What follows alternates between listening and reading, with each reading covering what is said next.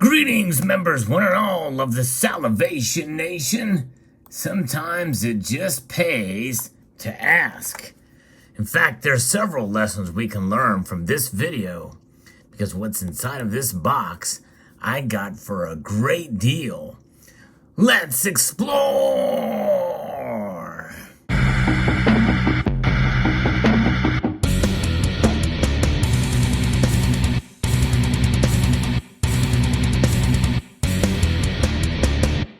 And what are we exploring? We're exploring a couple of life lessons here.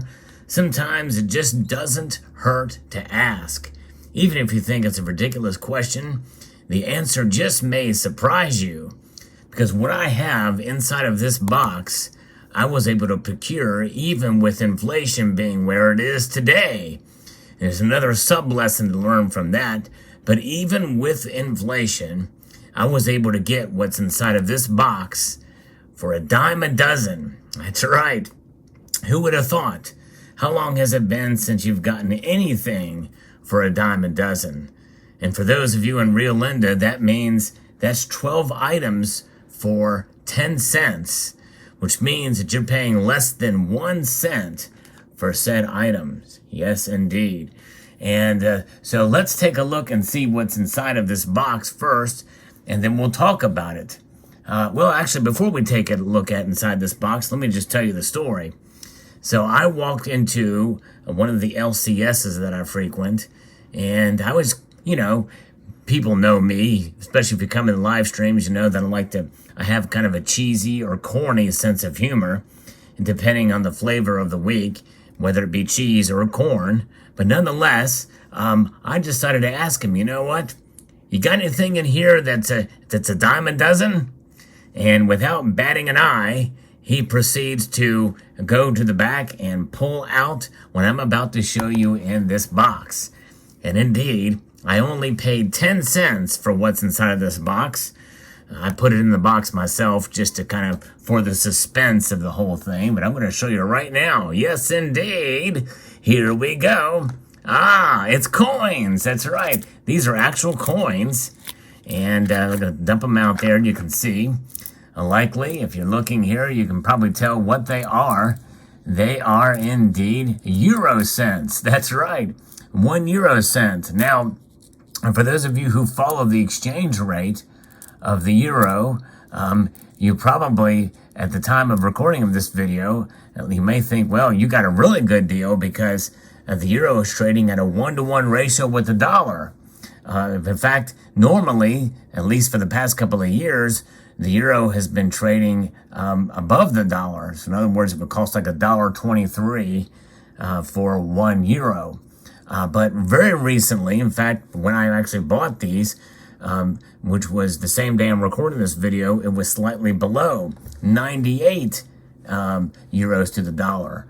But it was yesterday, I believe it was or a couple of days ago, it was 92 or 93 cents to the dollar. And these are euro cents, and I believe that the nation represented here, I'm not sure because it doesn't say what nation this is, but the euro is a currency that is used in all the euro nations. You can use it across the borders. So this is maybe one reason why the nation isn't put on this one. This could be Italy.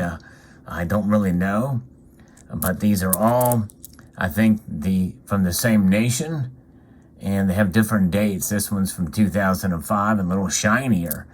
But yes, indeed. So I got, let's count them just to make sure. 1, 2, 3, 4, 5, 6, 7, 8, 9, 10, 11, and 12. Yes, indeed. So if you know what nation that is, I'm thinking it's Italy. But I could be wrong. Let me know in the comment section below if you know what nation that's represented here on this euro cent. Very tiny little coins. I think they're mostly steel or of some sort. Not really sure. I don't have really a magnet around. Well, do we have the CCT silver slide? We can check and see if they fall upon here. Yep, they do. They stick on there pretty good. So there that is. So that is the euro cent made out of steel. And now I won't be able to get it off of there very easily. Dang it. I knew I should have. See if I can find a way. Oh, now I've got 2 stuck on there. I can probably get that off of there. It's strong. These neodymium magnets on the CCT silver slider are strong. I don't want to mess up the felt on this thing. I'll just have to slide it down. There we go. So there it is, euro cents. And so getting a bargain and inflation. And inflation is really what we're looking at here, folks. Inflation is something that is a problem, obviously. To be able to find anything for that, for a good deal like this is almost impossible these days. And it also tells us that the United States is not the only nation in trouble. In fact, other nations historically, the euro has been trading for the last couple of years above the dollar. The dollar is in trouble for sure, but other nations are hurting. In fact, and some even worse. And even the whole Eurozone is kind of suffering in some way in terms of inflation. And so look at the rate of inflation in around our nation here in the United States. Other nations are feeling it too for a myriad of different reasons. But I think the biggest driver of it is indeed the fact that all these nations are practicing what is known as modern monetary theory, which is essentially the idea of loose monetary policy, quantitative easing on steroids. We've seen a lot of that over the past couple of years. And this is an example here. And that's a good lesson that their money, as a coin collector, you go and you buy coins, but these are coins that are in circulation in the Eurozone. And so you can buy them for cheaper than you could have just a couple of years ago because the euro is hurting worse than the dollar. And that is the bottom line. Is another lesson here, folks, is that inflation affects different money. And so when you exchange it for a different kind of money, the other money that you exchange it for is going to be worse off than the money from which you exchanged. A valuable lesson, which is why it's a good idea to, to have a little bit of precious metals on hand as well, too. How can you get precious metals? Well, you can exchange it for money. You can exchange it for money that was used when it had precious metals in it, such as silver, like these silver coins that you see here that I'm placing on top of these these steel cents, the steel cents from the Eurozone. So there you have it. That's the way to do it. Preserve your wealth with precious metals.